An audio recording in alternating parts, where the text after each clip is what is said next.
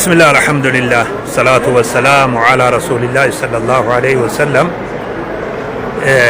قوبين هجاجة إثيوبيا ورا إدنا بررو أكنا فكاتي وجين بك خنجرو وجي ولد أبتاته وجي بك تكليدان بنان كمني هجتوني مجلساتي في وري هجي خناف رمدمي أكجارت هجي هجتاجرا warri kuni akka jirutti warra faraqaa eeggataa jiru hujjaaja Itoophiyaa hani faraqaa eeggataa jiru warra wanninis kennamee fi duruu qophaawanii bararuudhaaf qophaawanii jiranii hujiin bakka kana jiru hujii bareedaa hujii ajaa'ibaati.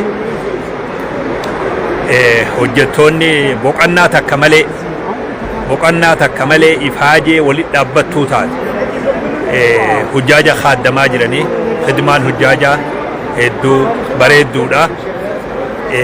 hajjii qeebalamtuu rabbi isiniif haa taasisu warra khidmarra dhaabbatanis jazaa rabbiin isaaniif haa kafalu akka gaaritti hujii geggeessaa jiranii rabbi subhaanahu wa ta'aalaa hujii isaanirraa haa qeebalu akkana fakkaata huna hujjaanyi akkanatti khidmaa qopheessaa jiranii ustaaz Faaris Faan warri jiru hundi akkana hojjetaa jiranii maasha Allah geggeessaa ajaa'ibaati.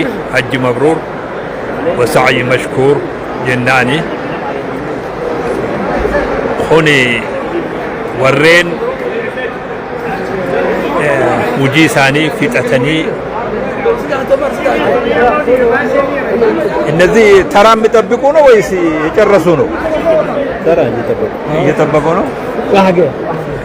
ማሻአላህ bakki tunu akkana qophaa'e namni bakka kana qubata hanga haalli isaanii xayyaarri isaanii qophaa'u namoonni kun bakka kana qubatanii xayyaarri Itoophiyaa akkana qopheessee hujjaaja karaa kophaati karaa addaa karaa ummanni deemuun irraa adda hujjaajaaf taasisee bifa kanaan soofaa fi afata kana godhanii ummata qopheessanii akkanatti geggeessaa jiranii maasha Allah kana fakkaataa hedduu namatti tola hedduu bareedaadha hedduu namatti tola. rabbiin hajjii qeebalamtuu rabbi haa taasisuu fi rabbi subhaanahu wa ta'aalaa hajji isaanii hajji mabruur وسعي مشكور وعمل صالح متقبل مبرور ربي هاتالسو إن شاء الله. كان فكاتا هجاني وبين سالس كان فكاتا. جزاكم الله خيرا. السلام عليكم.